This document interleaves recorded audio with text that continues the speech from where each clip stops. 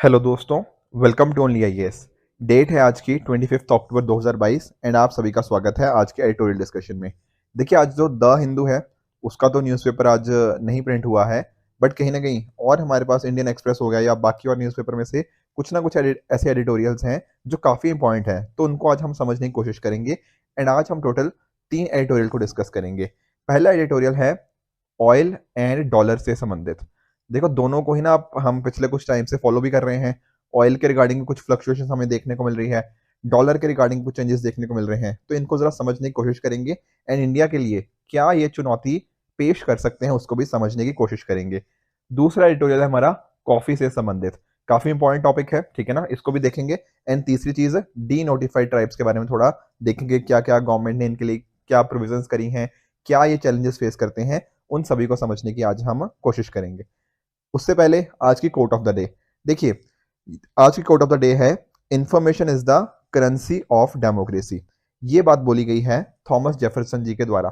देखिए, ये Thomas Jefferson ये थर्ड प्रेसिडेंट थे यूनाइटेड स्टेट्स ऑफ अमेरिका के, एंड इन्होंने काफी इंपॉर्टेंट बात बोली है।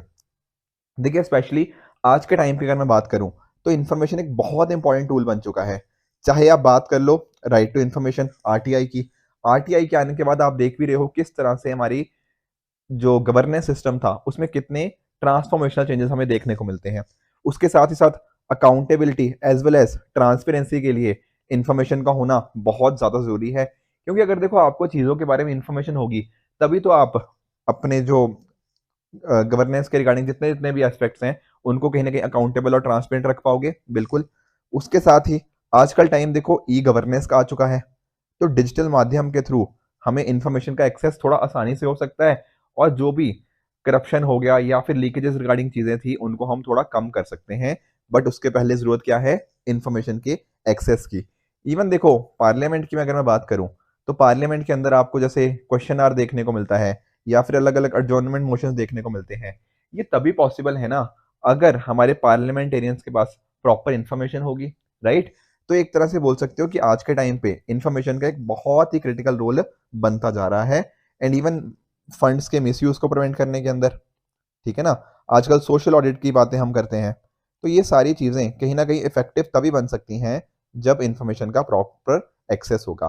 तो इस तरह की कोड्स आप अपनी चाहे एसेज हो गया या फिर जनरल स्टडीज पेपर 4 एथिक्स के अंदर डेफिनेटली यूज कर सकते हो। चलते हैं हमारे पहले एडिटोरियल की तरफ। देखो, पहला एडिटोरियल है ऑयल एंड द डॉलर और किस तरह से इंडिया के लिए दो मेजर चैलेंजेस पोज करते हैं, और ये आप रिलेट कर सकते हो जनरल स्टडीज पेपर 3 के इस कंपोनेंट के साथ। देखिए, इशू क्या है, आज के टाइम पे ऑयल एंड डॉलर सबसे मेजर इशू बने हुए हैं। रीजन क्या है? रीजन देखो है इसके पीछे की वॉलेटिलिटी या फिर फ्लक्चुएशंस। देखो, आप लोगों ने भी सुना होगा कि ऑयल के जो दाम है बहुत तेजी से ऊपर जा रहे हैं, कभी नीचे आ जाते हैं फिर ऊपर आ रहे हैं। इवन देखो, जैसे रशिया यूक्रेन का क्राइसिस जैसे स्टार्ट हुआ, पहले बहुत तेजी से ही ऊपर चले गए, फिर थोड़े से कम हुए, फिर बढ़ गए, फिर कम हुए। इस तरह से क्या देखने को मिल रही है? वॉलेटिलिटी देखने को मिल रही है।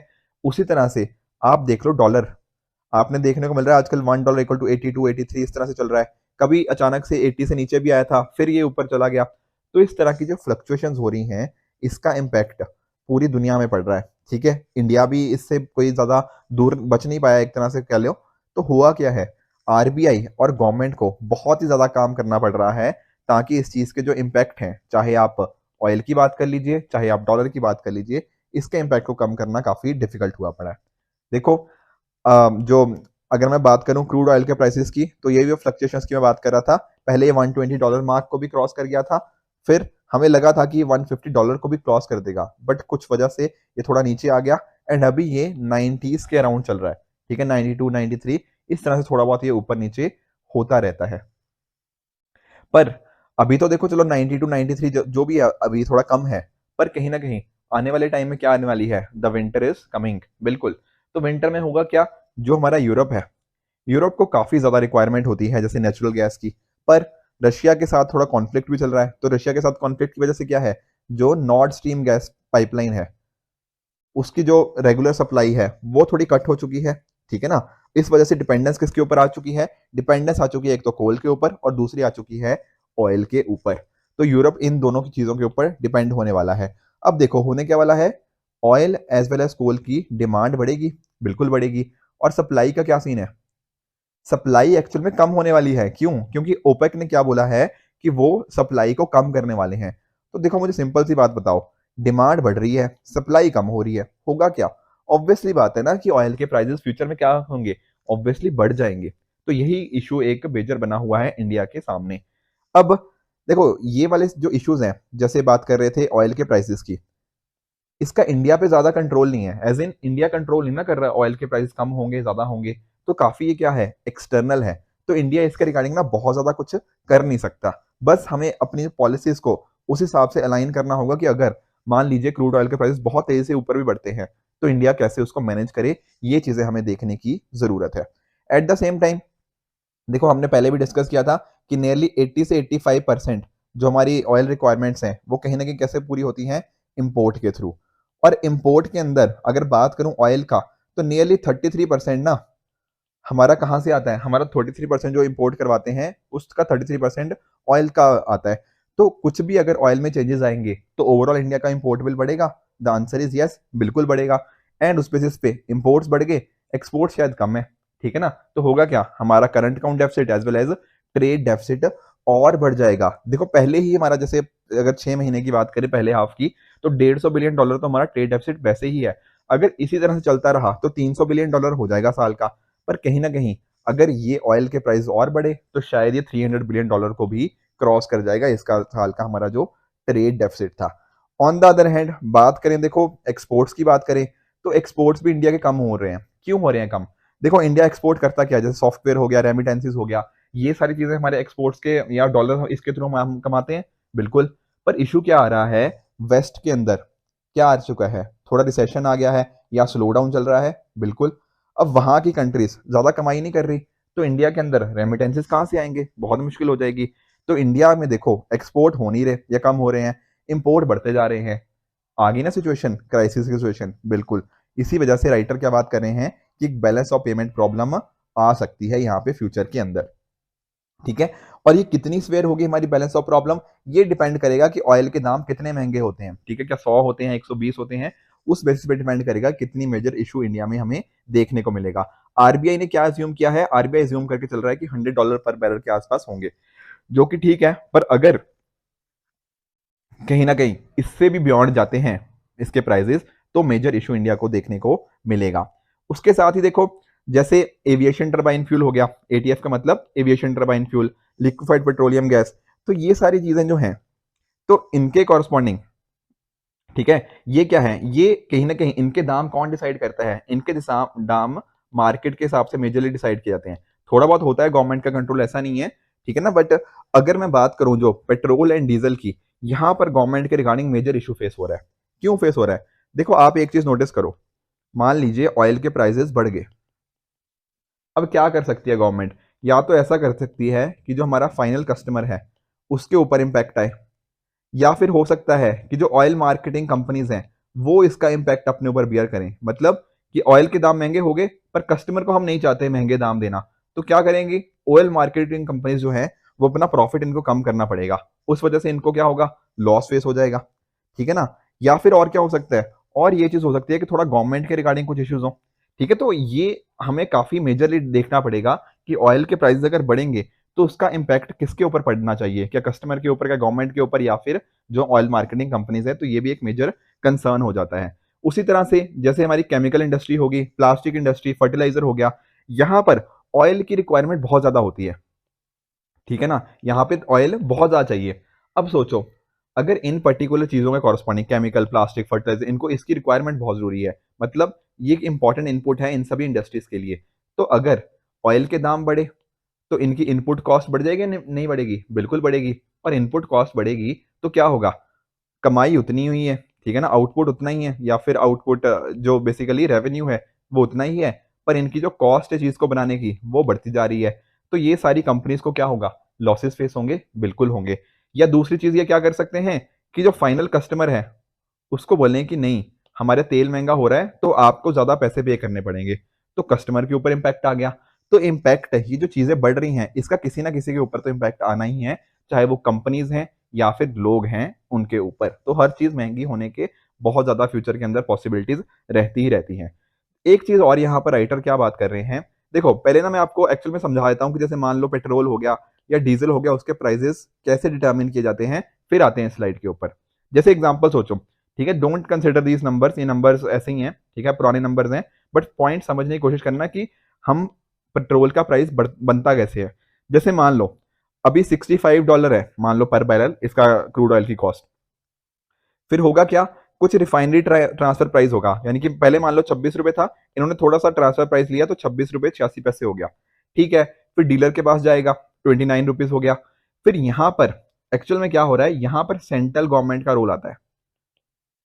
सेंट्रल गवर्नमेंट क्या करेगी, कुछ टैक्स लगाएगी, यानी कि क्या लगाएगी, एक्साइज ड्यूटी। और ये कैसे होता है, ये डिटरमिन होता है लीटर के हिसाब से। मतलब इन्होंने एक नंबर दे दिया कि हर लीटर के हिसाब से 21 रुपए किसके पास जाएंगे, सेंट्रल गवर्नमेंट के। तो यहां पर जो प्राइस 29 रुपीज था ना, उसके ऊपर 21 रुपए का टैक्स किसने ले लिया, गवर्नमेंट ने ले लिया। कौन सी गवर्नमेंट, सेंट्रल गवर्नमेंट। तो प्राइस क्या बन गया तेल का, वो बन गया 51 रुपीज, ठीक है ना। ये ध्यान रखना, मैंने क्या बोला, ये फिक्स्ड है, ये फिक्स है, ऐसा कोई परसेंटेज टर्म्स में नहीं है। ये 21 रुपीज पर लीटर ऐसे सेंट्रल गवर्नमेंट लेती है, ये एग्जाम्पल है सिर्फ, ठीक है। तो 51 रुपीज हो गया प्राइस इसका। फिर ये डीलर का मार्जिन आया, जो अलग अलग बीच में मिडल मैन है उनकी बात कर रहे हैं। फिर आती है बारी किसकी, फिर बारी आती है स्टेट गवर्नमेंट की। अब देखो स्टेट गवर्नमेंट क्या करती है, स्टेट गवर्नमेंट ना जो टैक्स लगाती है वो लगाती है वैट, वैल्यू एडेड टैक्स। और ये कैसे लगता है, ये लगता है परसेंटेज के हिसाब से। जैसे ये देखो, ये यहाँ पर प्राइस क्या था, 53.66 रुपीज, इसके ऊपर 27% का टैक्स लगाया जाएगा स्टेट गवर्नमेंट के पास। तो वो कितना हो जाएगा, 27%, 53.66 का, वो हो जाएगा 14 रुपीज। और इन दी एंड वो प्राइस बन गया 68। समझ आया। तो फाइनल प्राइस इस हिसाब से हमें डिटरमिन होता है पेट्रोल का। यहाँ पे दो चीजें हमें ध्यान में देनी है। पहला बात, सेंट्रल गवर्नमेंट जो टैक्स लगा रहा है वो लगा रहा है एक पर्टिकुलर नंबर, ठीक है ना, एक्साइज ड्यूटी वो पर्टिकुलर होती है कि हाँ 21 रुपए पर लीटर। पर जो स्टेट गवर्नमेंट लगाता है वो आता है परसेंटेज के फॉर्म में, ठीक है ना। ये जो प्राइस है ना, इसका परसेंटेज कुछ लगाया जाएगा। तो इस तरह से डिटरमिन किया जाता है ये चीज। अब यहाँ पर राइटर क्या बात कर रहे हैं, जैसे राइटर ये बात कर रहे हैं कि देखो सेंट्रल गवर्नमेंट को ना ज्यादा फर्क नहीं पड़ेगा अगर प्राइसेस बढ़ते हैं नहीं बढ़ते। क्यों, क्योंकि उन्होंने तो ये लिख रखा है ना कि हम 21 रुपए पर लीटर टैक्स लेंगे, ठीक है। अब प्राइस जितना मर्जी हो तेल का, चाहे 100 रुपए हो 120 रुपए हो, इन्होंने तो 21 रुपए पर लीटर ही लेने हैं। फर्क किसको पड़ेगा, फर्क पड़ेगा स्टेट गवर्नमेंट को। क्यों फर्क पड़ेगा, मान लो जैसे यहाँ पे 53 रुपीज था, इस 53 का आप 27% लोगे तो वो 14 रुपए आता है। ये 14 रुपए किसको गए, स्टेट गवर्नमेंट को गए। ऑन द अदर हैंड मान लो ये 53 की जगह ये प्राइस कितना हो जाए, मान लो 70 हो जाए, एग्जाम्पल समझ रहे हैं। अब 70 के ऊपर वो क्या लेंगे, 27% लेंगे। अब यहां पर इनको कितना टैक्स मिलेगा, आई थिंक ये 18 रुपए मिल जाएगा। तो यहाँ फायदा किसका हुआ, पहले 14 रुपए टैक्स मिल रहा था, अब 18 रुपए मिल रहा है। तो स्टेट गवर्नमेंट को फायदा हुआ या नहीं हुआ, द आंसर इज यस, फायदा हुआ। क्यों, क्योंकि ये प्राइस बढ़ गया ना, तो उनका परसेंटेज के हिसाब से उनकी वैल्यू बढ़ गई। अब यही बात यहाँ पे राइटर बात कर रहे हैं कि अगर ऑयल के दाम बढ़ते हैं उसका फायदा किसको होगा, स्टेट गवर्नमेंट को, क्योंकि उनके वैट कलेक्शन बढ़ जाएंगे, क्योंकि परसेंटेज टर्म्स में उनकी वैल्यू बढ़ जाएगी। सेंटर को ज्यादा नहीं फर्क पड़ेगा क्योंकि वो फिक्स रेट ले रहे थे, जैसा यहाँ पे मैंने आपको बताया 21 रुपीज, ठीक है। तो ये सारे इश्यूज यहाँ पे देखने को मिल रहे हैं। एक मुद्दा और है, अब देखो ऐसे केस में क्या होता है कि जैसे अचानक से क्या हो रहा है, हमारे ऑयल के प्राइस बढ़ रहे हैं, क्रूड ऑयल के प्राइस अचानक से बढ़ गए। अब हुआ क्या, इस चीज को क्या बोलते हैं, विंडफॉल। विंडफॉल का मतलब क्या होता है, विंडफॉल का मीनिंग होता है अनएंटिसिपेटेड गेन। मतलब कुछ ऐसा लाभ होना जो आपने सोचा नहीं था। जैसे एग्जांपल सोचो, आपका खेत है, आपके खेत में अचानक एक दिन क्या मिल गया, बहुत सारा गोल्ड मिल गया। अब क्या आपने सोचा था कि मेरे खेत में एक दिन गोल्ड मिल जाएगा और मुझे लाखों करोड़ों रुपए मिल जाएंगे, आंसर इज नो।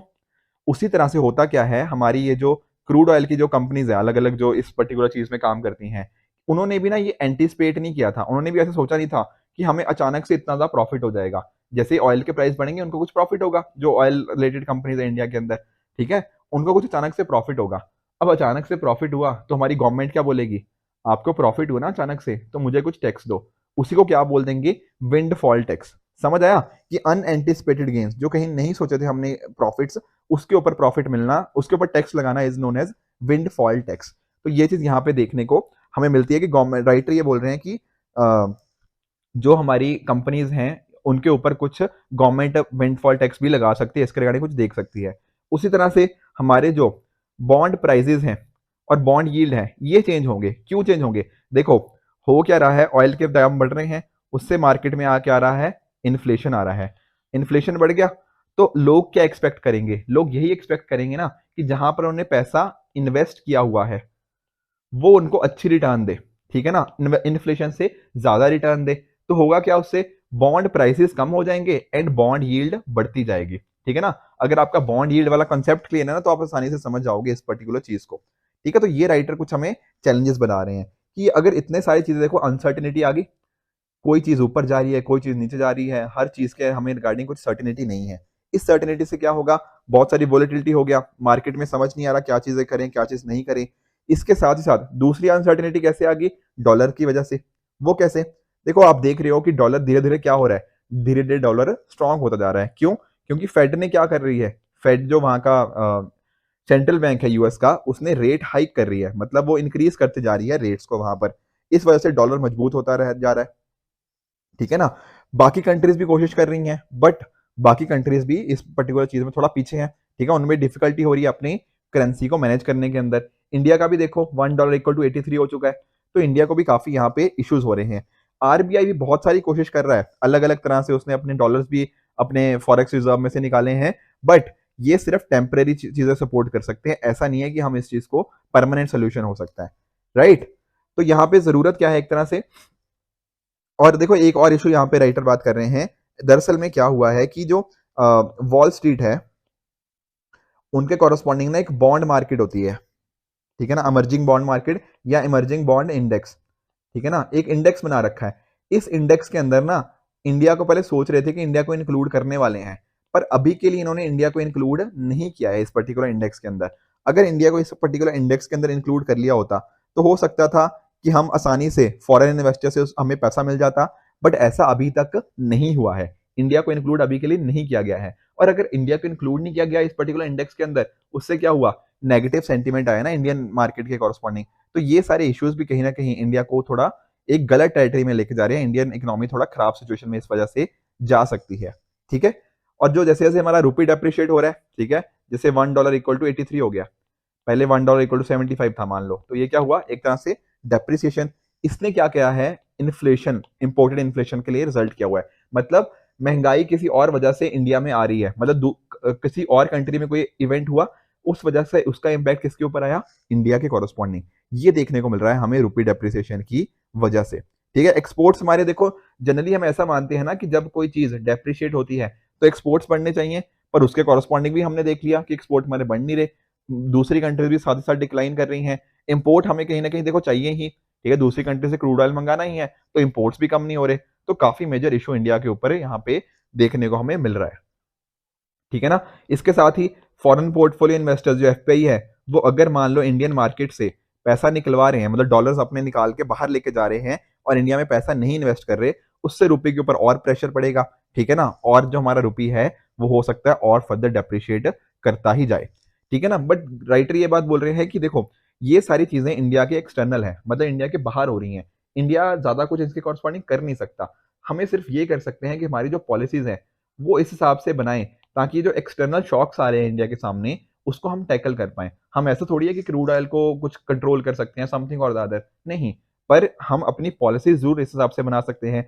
आरबीआई कुछ इंटरवेंशन कर सकता है, ठीक है, ऑल्दो उसकी भी कुछ लिमिटेशन है, हम हर चीज नहीं कर सकते, बट डेफिनेटली अगर हमारी कुछ पॉलिसीज इस हिसाब से हों तो हम डेफिनेटली ये जो इश्यूज फेस हो रहे हैं इनको कुछ हद तक हैंडल जरूर कर सकते हैं, ये बात कर रहे हैं यहाँ पे राइटर। तो ये था हमारा पहला एडिटोरियल। चलते हैं दूसरे एडिटोरियल की तरफ, और दूसरा एडिटोरियल हमारा रिलेट करता है कॉफी इंडस्ट्री से संबंधित, और इसको आप जनरल स्टडीज पेपर 3 के इस कंपोनेंट के साथ रिलेट कर सकते हो। देखिए यहाँ पर राइटर बात कर रहे हैं कि जो इंडिया में कॉफी कल्टीवेशन है उसमें काफी पिछले कुछ टाइम के अंदर ना कुछ इश्यूज आ चुके हैं, और इस वजह से वो क्या हो गया है, एक तरह से लॉस मेकिंग इंडस्ट्री बन चुकी है। अब इसको ऐसा क्यों हो गया, इतने इश्यूज क्यों कॉफी इंडस्ट्री हमारे यहाँ फेस करने लगी है, इसको जरा समझने की कोशिश करेंगे। पर उससे पहले जरा जान लेते हैं कि कॉफी के लिए क्या क्या कंडीशंस के चाहिए होती हैं। देखो कॉफी आप जानते हो एक तरह की ट्रॉपिकल प्लांटेशन क्रॉप्स है, बिल्कुल, ठीक है ना। और इसके टेम्परेचर देख लीजिए, क्योंकि ये प्रीलिम्स के लिए ना बहुत इंपॉर्टेंट हो सकते हैं। टेम्परेचर 16 से 28 डिग्री के आसपास चाहिए, 150 से 250 सेंटीमीटर रेनफॉल, तो रेनफॉल भी ठीक ठाक चाहिए, but at the same time well drain slopes हो, ऐसा ना हो कि बहुत समय तक वहां पे पानी खड़ा रहे, ठीक है ना। तो हिली स्लोप्स के ऊपर ये काफी अच्छे से ग्रो करेगा 900 से 1800 मीटर की हाइट के कॉरस्पॉन्डिंग।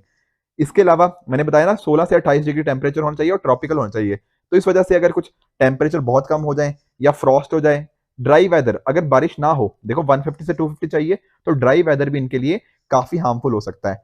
सनशाइन चाहिए पर ऐसा ना हो कि बहुत ही हार्श सनशाइन हो, तो ये सारी कंडीशन वहां पे हार्मफुल हो सकती हैं। ठीक है। अब इंडिया के अंदर अगर आप नोटिस करो ना, तो जैसे हमारा जो कर्नाटका है वो सबसे मेजर प्रोड्यूसर है। 50% से ज्यादा जो इंडिया के अंदर कॉफी प्रोड्यूस करी जाती है वो कर्नाटका के द्वारा ही प्रोड्यूस करी जाती है। उसके साथ ही साथ केरला और तमिलनाडु एक काफी इंपॉर्टेंट प्रोड्यूसर बनकर आ चुके हैं। इंडिया देखो वर्ल्ड के अंदर जो टोटल कॉफी है उसका नियरली 4% प्रोड्यूस होता है। वर्ल्ड के अंदर हमारा 6th रैंक है इन ओवरऑल कॉफी प्रोडक्शन। ठीक है जी। इसके साथ ही साथ जो यमन है, ठीक है, यमन से हमारी जो अरेबिका वैरायटी है वो वहां से लेकर आएगी। मैं इसकी थोड़ी आपको कहानी भी बताऊंगा, काफी इंटरेस्टिंग स्टोरी है इस चीज के कॉरस्पॉन्डिंग। अब देखो, इंडिया की जो कॉफी की अगर बात करें तो इंडिया कॉफी काफी हद तक ना एक्सपोर्ट करी जाती है। ठीक है ना। और अभी भी देखो, जैसे फॉर एग्जांपल 4000 से 5 करोड़ 5000 करोड़ पहले हमारे यहाँ पे एक्सपोर्ट के थ्रू हम यहाँ पे अर्न किया करते थे। पिछले कुछ समय में हुआ क्या है, या पिछले काफी सालों के अंदर हमने धीरे धीरे क्या किया है, वैल्यू चेन के ऊपर आगे बढ़ते रहे हैं। पहले जैसे मान लो कि सिर्फ कॉफी बीन्स थे, ठीक है ना, फिर बेरीज होगी, इस तरह की बीन्स तक आ गए। उस तरह से पूरी हमने कॉफी की चेन को एक तरह से मूव किया है। तो काफी हमारे फार्मर्स इस चीज में अंदर अंदर धीरे धीरे मूव करते रहे हैं और काफी इंपॉर्टेंट चीज बन चुकी है। राइट। थोड़ा सा अगर मैं आपको देखो हिस्ट्री के अंदर लेके जाऊं तो हुआ क्या है एक्चुअल में। एक ना कर्नाटका के अंदर जैसे चिकमंगलूर का एरिया है, ठीक है, तो चिकमंगलूर के एरिया के बिल्कुल पास में एक हिल्स है, बाबा बुडान हिल्स या बाबा बुडान गिरी बोलते हैं इनको। देखो एक्चुअल में हुआ क्या, मैं आपको थोड़ा सा अगर बताऊं कि पहले ना जो कॉफी है वो इंडिया में तो स्टार्ट नहीं हुई, ठीक है ना। तो एक पर्सन थे बहुत ही फेमस, बाबा बुडान जी। इन्होंने क्या किया, ये काफी एक सूफी सेंट थे। तो इन्होंने यमन से, एक्चुअल ना पहले जो यमन था ना वही ट्रेड के ऊपर कंट्रोल करता था। कॉफी किसके पास जाएगी, कितनी जाएगी, कैसे जाएगी, वो सारी चीजें कंट्रोल यमन के ऊपर ही था। पर बाबा बुडान जी ने क्या किया, एक तरह से बोल लीजिए कि यमन से ना कुछ कॉफी सीड्स को स्मगल कर लिया। ठीक है ना, वो छुपा के ले आए एक तरह से कर्नाटका के अंदर, वो यमन से कुछ कॉफी सीड्स को छुपा के ले आए और यहाँ पर कर्नाटका के अंदर इस जगह के अंदर उन्होंने आके उन कॉफी सीड्स को उनकी प्लांटेशन एक तरह से स्टार्ट करी। तो वहां से हम एक तरह से मान सकते हैं कि इंडिया के अंदर कॉफी की स्टार्ट हुई। तो इस तरह से इंडिया के अंदर कॉफी स्टार्ट हुई। एंड कॉरस्पॉन्डिंगली फिर बाद में जब ब्रिटिशर्स आए उन्होंने कुछ कुछ चीजें करी, उस बेसिस पे इंडिया के अंदर क्या हुआ, हिस्ट्री हमें देखने को मिलती है कॉफी के कॉरस्पॉन्डिंग। राइट। तो ये थी पूरी हिस्ट्री। पर जो मेजर इशू हमें देखना है कि क्या चैलेंजेस फेस किए जाते हैं कॉफी के अंदर, तो पहला इशू है क्लाइमेट चेंज से संबंधित। देखिए, क्लाइमेट चेंज हर चीज को आजकल के टाइम पे ना इम्पैक्ट कर रहा है और कॉफी भी इससे ना कहीं अछूता नहीं रहा है। अगर हम बात करें इसकी प्रोडक्टिविटी की या इसकी क्वालिटी की, तो ये काफी मेजरली इम्पैक्ट हुई है। याद करो मैंने आपको क्या बताया था, टेम्परेचर कैसा चाहिए, पानी कैसा चाहिए, वो सारी चीजें डिस्कस करी थी। अब क्या आपको एक चीज नहीं पता लग रही, क्लाइमेट चेंज से क्या हो रहा है, ये सारी चीजें इम्पैक्ट हो रही है, नहीं हो रही, बिल्कुल हो रही है। टेम्परेचर जो हमें चाहिए था, जो एडुकेट टेम्परेचर था 16 से 28 डिग्री, उसमें कुछ वेरिएशन आ रहे हैं, कभी अचानक से ठंड हो रही है, कभी अचानक से गर्मी हो रही है। जो रेनफॉल थी 150 से 250, वो चीज चाहिए होती है, बट कभी होता क्या है, या तो हार्श रेनफॉल आ जाती है या बारिश आती ही नहीं, या कई बार फ्लड्स हो जाते हैं, कई बार लैंडस्लाइड जैसी सिचुएशन देखने को मिलती है। उससे होगा क्या कि कॉफी की प्रोडक्शन उतनी हो पाएगी, आंसर इज नो। ठीक है ना। अगर बात करें कॉफी बोर्ड ऑफ इंडिया की, तो इनके हिसाब से भी क्या है, ठीक है ना, यहाँ पे इनकी प्रोडक्शन नियरली 30% कम है because of extreme climatic condition. Heavy rain की मैंने आपके साथ बात कर रही थी, ठीक है ना। जुलाई से सितंबर के बीच में जो बहुत सारी बारिश होती है, ये बहुत सारे फ्लड्स आ रहे हैं, उसकी वजह से कुछ ना कुछ डैमेजेस, कुछ इश्यूज हमें यहाँ पे देखने को मिल जाते हैं। Even on the other hand ये वेदर के साथ ही अगर लिंक्ड है कि बहुत सारे जो चेंजेस आ रहे हैं वेदर की वजह से, उसमें क्या हो रहा है, जो पेस्ट है उनके लिए एक ब्रीडिंग ग्राउंड बन जाता है और इस तरह की डिजीजेस पेस्ट कॉज कर देते हैं हमारे कॉफी प्लांटेशन को। एंड नए नए जो इश्यूज हैं वो हमें सामने देखने को मिलते हैं। उसके साथ ही देखो गवर्नमेंट से भी सपोर्ट ना हमें प्रॉपरली नहीं मिल पा रही है। किस वजह से, देखिए, अगर अगर क्लाइमेट चेंज से कहीं ना कहीं हमारे जो फार्मर्स हैं उनको टैकल करना है, तो गवर्नमेंट से उनको कुछ ना कुछ सपोर्ट चाहिए होगी, पर वो नहीं मिल पा रही। तो ये एक दिक्कत आ रही है। उसी तरह से जो कॉफी के प्राइजेस हैं, देखो दो चीजें हो सकती हैं, ये प्राइजेस कितने होने चाहिए कॉफी के, या तो ये प्रोड्यूसर सेटअप करे, प्रोड्यूसर बताए कि कॉफी के कितने प्राइस होने चाहिए, या फिर जो खरीददार है, जो बायर है, वो डिटरमिन करे। अब कॉफी के केस में ना प्रोड्यूसर डिसाइड नहीं कर रहा कॉफी का प्राइस कितना होगा, ये बायर ड्रिवन मार्केट हो चुकी है। इसका इम्पैक्ट किसके ऊपर पड़ेगा? ये प्रोड्यूसर के ऊपर, ये जो कॉफी फार्मर्स हैं इनके ऊपर, और इनकी सिचुएशन इस टाइम पे काफी ज्यादा खराब हो चुकी है। उसी तरह से एक्सपोर्ट का इम्पैक्ट भी पड़ता है। देखो, इंडिया एक्चुअल में क्या कर रहा है, 70% इंडिया में जो कॉफी प्रोडक्शन होती है उसको एक्सपोर्ट कर दिया जाता है। पर हो क्या रहा है, बाकी देशों की जो गवर्नमेंट्स हैं वो उनको काफी अच्छे से चीजें प्रोवाइड कर रही है। उनको जो फाइनेंस है वो काफी लो इंटरेस्ट रेट्स पे प्रोवाइड किया जाता है, जैसे मान लो 5%, 6%, 7%, 8%, इस तरह से। पर इंडिया में क्या है, हाई कॉस्ट ऑफ फाइनेंसिंग। अगर किसी कॉफी प्रोडक्शन वाले को, कॉफी प्रोड्यूसर को कुछ पैसा भी उधार पे लेना है तो उसको कुछ ना कुछ कोलेटरल देना पड़ता है। और अगर आपके पास कोई कोलेटरल नहीं है तो होगा क्या, आपको ज्यादा इंटरेस्ट रेट देना पड़ेगा। बिल्कुल। तो इंडिया में ना ये 12% भी कहीं ना कहीं पहुंच चुका हुआ है। अब आप एक चीज सोचो, आपको चीजें मिल रही हैं, आपको जो इंटरेस्ट चाहिए था, आपको एक तरह से जो फाइनेंसिंग चाहिए थी, वो महंगे रेट पे मिल रही है। उससे होगा क्या, आपकी प्रॉफिटेबिलिटी इंपैक्ट होगी या नहीं होगी? बिल्कुल होगी। तो हमारे जो फार्मर्स जो ऑलरेडी मार्जिनाइज्ड हैं, अगर उनको पैसा ढंग से नहीं मिलेगा तो और वो मार्जिनाइज होते रहेंगे। इसके साथ ही इनपुट्स की कॉस्ट भी बढ़ जाएगी, ठीक है ना। एक तो रीजन यही हो गया कि पैसा नहीं है, फिर लोन रीपे करने के लिए हमारे पास उतने फंड्स नहीं है, ठीक है ना। फर्टिलाइजर की कॉस्ट बढ़ चुकी है, एग्रोकेमिकल्स की कॉस्ट बढ़ चुकी है। तो हो क्या रहा है, एक्चुअल में कॉस्ट बढ़ती जा रही है और जो आउटपुट या पैसा आना चाहिए था वो नहीं मिल पा रहा, राइट। तो ये इश्यूज भी हमें यहाँ पर देखने को मिल जाते हैं इन द कॉफी इंडस्ट्री। उसके अलावा एक और चीज है, देखो, इंडियन कॉफी वैसे तो देखो बाकी अलग अलग देशों में जो कॉफी बनाई जाती है उससे काफी अलग है। पर इंडियन कॉफी ना अलग से एक ब्रांड नहीं बन पा रहा, मतलब एक अलग से पहचान नहीं बन पा रही। तो ऐसा जो कहीं ना कहीं सोचा जाता है कि ये अच्छा, ये इंडियन कॉफी है तो हम उसको क्या कर सकते हैं, एक अच्छे से ब्रांड करके उसको अच्छे से एक्सपेंसिव तरह से, एक तरह से उसको बेचा जा सकता है। बट ऐसा हो नहीं पा रहा। इस वजह से इसको सिर्फ एक फिलर की तरह यूज किया जा रहा है, एक अलग से इसका ब्रांड, हम नीश ब्रांड क्रिएट नहीं कर पा रहे। और इस वजह से यहाँ पे इंडियन कॉफी का एक आइडेंटिटी क्राइसिस भी बन चुका है। उसके साथ ही लेबर चार्जेस बढ़ रहे हैं, ठीक है ना, लेबर कॉस्ट बढ़ रही है। उसका इम्पैक्ट कहाँ पे आएगा, जो कहीं ना कहीं जो फार्मर्स हैं इस चीज में इन्वॉल्व है उनका इनपुट और बढ़ता जाएगा, ठीक है। अगर आप देखो, कंपेयर करो जरा वियतनाम और ब्राजील में, तो लेबर कॉस्ट ना लगभग 25% है टोटल कॉस्ट का। पर इंडिया के केस में कितना है, ये लगभग 65% हो चुका है। समझ रहे हो, तो कितना मेजर इंपैक्ट है ये जो कॉफी ग्रोइंग फार्मर्स हैं उनके ऊपर पड़ रहा है। साथ ही साथ टोपोग्राफी हो गया, हार्ड टेरेन हो गया, ये भी नेगेटिवली इसको इम्पैक्ट कर रहे हैं। मैंने स्टार्टिंग में ही आपको कंडीशंस बता दी थी, तो वो कंडीशंस के अगेंस्ट जा रहे हैं, चाहे टेम्परेचर देख लो, चाहे रेनफॉल देख लो, चाहे टेरेन किस तरह से होगा, वो सारी चीजें। इसके साथ ही इरिगेशन, इसको भी थोड़ा अपना इसके साथ ही रिलेट करो। क्लाइमेट चेंज में जो चेंजेस आ रहे हैं उसकी वजह से क्या हो रहा है, प्रॉपर इरिगेशन नहीं मिल पा रहा, ठीक है, प्रॉपर रेनफॉल नहीं है, तो उस वजह से हमें इरिगेशन के ऊपर डिपेंड होना पड़ रहा है।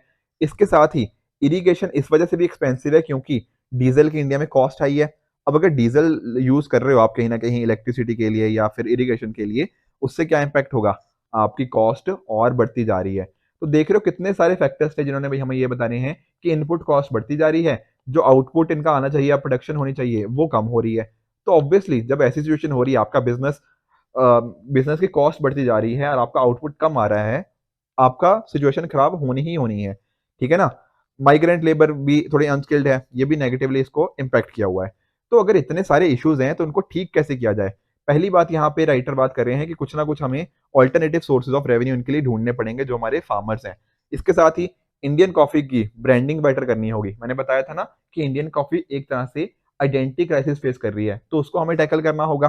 साथ ही साथ इंटरक्रॉपिंग के थ्रू हम एडिशनल रेवेन्यू स्ट्रीम्स को जनरेट कर सकते हैं, जैसे कि एक्सोटिक फ्रूट ब्रीडिंग, ठीक है ना, फिश फार्मिंग के अंदर फार्मर्स जा सकते हैं, डेयरी फार्मिंग।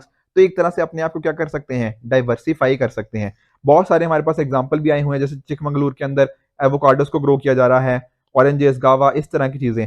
और यहाँ पर ऐसा देखा गया है कि जिन फार्मर्स ने इन चीजों को ग्रो किया है उनकी इनकम सब्सटेंशियली इंप्रूव भी हुई है। गवर्नमेंट भी अगर इस चीज में थोड़ा इसको प्रमोट करे तो ये चीज भी हो सकती है। उसके अलावा हमारी गवर्नमेंट के द्वारा न्यू कॉफी बिल भी लेकर आया गया है। अगर इस न्यू कॉफी बिल को हम अच्छे से इंप्लीमेंट करें तो ये सारे इश्यूज भी जो हमें कॉफी के रिगार्डिंग देखने को मिले हैं, इसको हम सॉल्व कर सकते हैं। तो राइटर यही बात कर रहे हैं कि देखो, इंडस्ट्री के रिगार्डिंग इश्यूज बहुत सारे हैं, और हमें एक तरह से अगर हम ना होलिस्टिक एफर्ट करें तो नियरली जो 4 लाख कॉफी ग्रोअर्स हैं उनके ऊपर जो इस चीज का इम्पैक्ट पड़ रहा है, इस इम्पैक्ट को हम मिनिमाइज कर सकते हैं, एंड साथ ही साथ उनकी सिचुएशन को थोड़ा हम बेहतर भी बना सकते हैं। तो ये था होगा हमारा सेकेंड एडिटोरियल।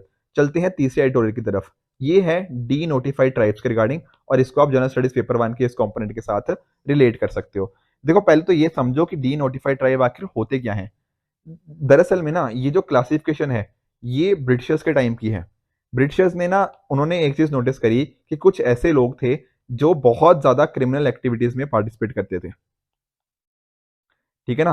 तो उनको क्या कर दिया गया, एक तरह से ना क्लासीफाई उनको ऐसे कर दिया गया कि आप एक अलग ट्राइबल्स हो। ठीक है, तो वहां पे उनके क्या बोल दिया गया, उनको एक एक्ट के अंदर, that is criminal tribes act, वहां पर उनको बताया गया कि आप तो बचपन से ही क्रिमिनल पैदा हो रहे हो। ठीक है ना, तो एक तरह से काफी खराब क्लासिफिकेशन हमें यहाँ पे देखने को मिली थी। और ऐसा नहीं था कि ये कोई होमोजेनियस ग्रुप थे, मतलब सबके सिमिलर जैसे थे, नहीं। यहाँ पर अलग अलग हेट्रोजेनियस हमें एक्यूपेशंस देखने को मिलते हैं। कई बार वो ट्रांसपोर्ट हो सकता है, सॉल्ट ट्रेडिंग, स्नेक चार्मर्स, कुछ भी अलग अलग ऑक्यूपेशंस में हो सकते थे। इंडिपेंडेंस के बाद ये जो क्रिमिनल ट्राइब्स एक्ट था इसको रिप्लेस किया गया किसके साथ, हैबिचुअल ऑफेंडर्स के अंदर। ठीक है, एक्ट को हमने चेंज कर दिया। अब यहाँ पर देखो लोग हमने देखा ना कितने ज्यादा हेट्रोजेनस थे, अलग अलग वैरायटीज को बिलोंग करते थे। तो इसमें से कुछ लोग हम एस के अंदर आ गए, शेड्यूल कास्ट के अंदर, कुछ शेड्यूल ट्राइब्स के अंदर आए, कुछ ओबीसी के अंदर आए। तो इस तरह से क्योंकि डाइवर्स बैकग्राउंड के थे तो उनको अलग अलग पर्टिकुलर ट्राइब्स कास्ट के अंदर हमें डाला गया। अगर बात करें रेन के कमीशन की, ठीक है, इंपॉर्टेंट कमीशन बना, तो यहां पर इन्होंने बताया कि नियरली 15 करोड़ इंडियंस हमें इस तरह से नोमैडिक या सेमी नोमैडिक ट्राइब्स इनके अंदर देखने को मिल जाएंगे। और विमुक्त जाति दिवस एक 31 अगस्त का जो दिन है वो इनके द्वारा सेलिब्रेट किया जाता है डी नोटिफाइड ट्राइब्स के द्वारा। अब इनके रिगार्डिंग ना मेजर हमें क्या जानना है, मेजर जानना है कि ये क्या इश्यूज क्या फेस करते हैं आखिर डी नोटिफाइड ट्राइब्स। तो पहला इशू है इनकी आइडेंटिटी का कॉरस्पॉन्डिंग। देखो कुछ तो हो गए शेड्यूल कास्ट के अंदर, कुछ हो गए शेड्यूल ट्राइब्स के अंदर, कुछ हो गए ओबीसी के अंदर। तो ये कोई ना यूनिफॉर्म क्लासिफिकेशन नहीं है। समझ नहीं आ रहा कि हम किस क्लासिफिकेशन के अंदर डालें। कोई अलग से इनको ना हमने सेपरेट कैटेगरी के अंदर नहीं डाला हुआ। इनके अंदर तो कुछ क्लासिफाई कर दिए, पर बहुत सारे ऐसे भी है जो किसी के अंदर भी क्लासिफाई नहीं हो पाए। तो हमारी ना अगर हमारी यूनिफॉर्मिटी ही नहीं है, हमें पता ही नहीं है कि कौन सा किसके अंदर लाई कर रहा है, तो उनके रिगार्डिंग पॉलिसीज बनाना बहुत मुश्किल हो जाता है। दूसरी चीज है आइसोलेशन के कॉरस्पॉन्डिंग। देखो अब यहाँ पे ब्रिटिशर्स ने क्या किया, ब्रिटिशर्स ने इनको बोला कि आप तो बचपन से क्रिमिनल हो।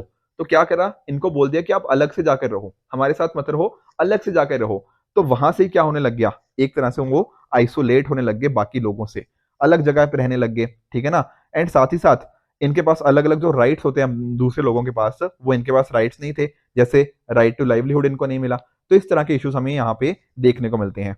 इसके साथ ही इकोनॉमिकली वल्नरेबल है, कोई लैंड नहीं है इनके पास। ठीक है, जैसे राइट टू लाइवलीहुड नहीं था, उसी तरह से कोई लैंड भी नहीं है इनके पास। गवर्नमेंट के पास डेटा की कमी है। ठीक है ना। अभी देखा तो सही कि किस तरह से कोई यूनिफॉर्म क्लासिफिकेशन नहीं है, हमें पता ही नहीं कौन एससी है, कौन एसटी है, कौन ओबीसी है, और कौन किसी के अंदर भी नहीं आया। तो जब डेटा ही नहीं है हमारे पास, तो डेटा के बेसिस पे ही तो पॉलिसी बननी है ना। जब डेटा ही नहीं होगा तो कैसे हम इनको पॉलिसी बना पाएंगे और इनकी सिचुएशन को कैसे बेहतर करेंगे, काफी मुश्किल है। और एक चीज आप और रियलाइज करो, एक पर्टिकुलर कम्युनिटी की ना कहीं बेनिफिट तब होता है जब उनका पॉलिटिकल रिप्रेजेंटेशन अच्छा होता है। ठीक है ना। जैसे मान लीजिए आपका कोई पर्टिकुलर पर्सन है, वो आपके पर्टिकुलर इंटरेस्ट को तभी कर पाएगा ना जब आपके रिगार्डिंग कोई ना कोई पॉलिटिकल रिप्रेजेंटेशन वहां पे होगा। अब ये जो डी नोटिफाइड ट्राइब के लोग हैं, इनका कोई ऑब्वियसली लोकसभा में तो बैठा नहीं, या फिर कोई एमएलए तो है नहीं इनका। तो इनकी आवाज वहां तक कैसे पहुंचेगी, इनके रिगार्डिंग पॉलिसीज कैसे बन पाएंगी, नहीं बन पाएंगी। ठीक है ना, इनके यहाँ पे लीडरशिप की कमी है, और उससे वजह से होता क्या है, कोई भी इसके रिगार्डिंग कोई पॉलिसीज नहीं बन पाती। उसके साथ ही साथ कुछ सोशल इश्यूज भी फेस करने पड़ते हैं, जैसे कि स्कूल नहीं है, अच्छी एजुकेशन नहीं है, अच्छी हॉस्टल नहीं है, अच्छी हेल्थ केयर नहीं है। तो ये सारे इश्यूज भी यहाँ पे इनको फेस करने ही पड़ते हैं। बट गवर्नमेंट ने भी ना कुछ एफर्ट्स लिए हैं, जैसे कि मैंने आपको बताया था ना अभी रेन के कमीशन के बारे में। तो ये कमीशन गवर्नमेंट ने ही एस्टेब्लिश किया गया है कि किस तरह से हमें ये देखें कि कौन कौन से डी नोटिफाइड ट्राइब्स हैं, कौन से नोमैडिक ट्राइब्स हैं, कौन से सेमी नोमैडिक ट्राइब्स हैं। एक तरह की इनकी पूरी एक लिस्ट बनाई जाए, उसके लिए एक कमीशन बनाया गया था, that is national commission for D notified nomadic and semi nomadic tribes. उसके अलावा स्कॉलरशिप्स प्रोवाइड करी जाती हैं, प्री मैट्रिक, पोस्ट मैट्रिक। साथ ही साथ हॉस्टल्स की क्रिएशन करी गई है यहाँ पे बॉयज के लिए, गर्ल्स के लिए, जो इस पर्टिकुलर कम्युनिटी को बिलोंग करते हैं। उसके साथ ही साथ इकोनॉमिक एम्पावरमेंट के लिए यहाँ पे अलग अलग फैसिलिटीज हैं, हेल्थ इंश्योरेंस के लिए हो गया, या फिर जो स्टूडेंट्स कहीं ना कहीं अलग अलग कॉम्पिटेटिव एग्जाम्स की तैयारी कर रहे हैं उनको फ्री में कोचिंग दी जाती है ताकि ये पर्टिकुलर कम्युनिटीज आगे आ पाए। ठीक है। अलग से एक वेलफेयर बोर्ड भी एस्टेब्लिश किया गया है जो कि इनके रिगार्डिंग इश्यूज को देखता है। इसके साथ ही साथ राइटर ये भी बात कर रहे हैं कि कुछ और भी हमें स्टेप्स लेने की जरूरत है। पहला हो सकता है रिजर्वेशन। देखो मैंने अभी आपको क्या बताया था कि पॉलिटिकल रिप्रेजेंटेशन होनी बहुत जरूरी है, तभी क्या होगा, इनकी पॉलिसीज लोकसभा के अंदर या फिर जो स्टेट असेंबलीज है उनके अंदर रखी जा सकती हैं। तो रिजर्वेशन एक तरीका हो सकता है। आप जानते हो आर्टिकल 330 और आर्टिकल 332, इसके अंदर क्या होता है, सीट्स रिजर्व्स हैं, ठीक है ना, कॉरस्पॉन्डिंग लोकसभा के अंदर और स्टेट लेजिस्लेटिव असेंबलीज के अंदर, ठीक है। तो अगर इनके लिए भी हम यहाँ पे सीट रिजर्व कर दें तो ये क्या होगा, ये लोग वहां तक पहुंच पाएंगे, अपनी आवाज को उठा पाएंगे और इनकी जो पॉलिटिकल वॉइस है वो रेज हो पाएगी। उसके साथ ही साथ जैसे SC ST prevention of atrocities act है, अगर ये चीज हम एक्सटेंड कर दें डी नोटिफाइड ट्राइब्स के कॉरस्पॉन्डिंग भी, तो इनके रिगार्डिंग जो डिस्क्रिमिनेशन होता है या फिर जो वायलेंस का इनको सामना करना पड़ता है, तो ये इश्यूज को सॉल्व किया जा सकता है, बिल्कुल। उसके साथ ही साथ अलग अलग जो स्टेक होल्डर्स हैं उनको हम एंगेज करें, एक तरह की प्रॉपर लिस्ट बनाई जाए, देखा जाए कि कौन कहाँ पे है, डी नोटिफाइड ट्राइब्स के अंदर हर स्टेट के अंदर कौन कौन सी ट्राइब है जो इनके अंदर आती हैं। तो अगर इस तरह के काम किए जाएंगे तो डेटा आएगा और डेटा के बेसिस पे क्या बनेगा, पॉलिसीज बनेगी, ठीक है ना। कास्ट सर्टिफिकेट इनको इशू किए जा सकते हैं, उसी के बेसिस के ऊपर इनको आइडेंटिफाई किया जा सकता है। एंड लास्टली एजुकेशन हो गया, हेल्थ हो गया, इसके रिगार्डिंग देखो हमने बहुत सारे काम किए भी हैं, पर अभी भी अगर हम थोड़े और अवेयरनेस प्रोग्राम्स इस पर्टिकुलर सेक्टर में रेस करें तो ये जो एजुकेशन हेल्थ या बाकी स्किल्स वगैरह हैं इनको प्रोवाइड किए जा सकते हैं, इनकी कंडीशन को और इम्प्रूव किया जा सकता है। एंड डेफिनेटली ये जो कम्युनिटीज थोड़ी पीछे रह गई हैं इनको हम आगे लेकर आ सकते हैं, ठीक है। तो ये था तीसरा एडिटोरियल। आई होप आज के लेक्चर से आपको तीनों के तीनों एडिटोरियल अच्छे से समझ आए होंगे। आप भी इस तरह से अपने एंड पे हार्डवर्क करते रहिए। Good bye and good luck.